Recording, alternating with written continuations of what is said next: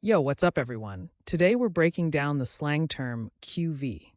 So, what does it actually mean? In simple words, QV is an abbreviation meaning quoted verbatim, used when someone wants to show exact words from another source. People use it when referencing precise quotes in writing or conversation. Sometimes it can also mean something slightly different depending on the context. Where did it come from? Slang usually has a cool backstory. QV first showed up in academic and literary context from the Latin phrase quod vidi in the mid 20th century. Over time, it spread into everyday talk, especially among students and professionals referencing texts. Now let's check out how to use QV in a sentence. Correct example 1. The professor said, "Please write the phrase QV in your notes to indicate exact quotes." Correct example 2. When citing the article, remember to add QV after the passage. And for laughs, here's a wrong example.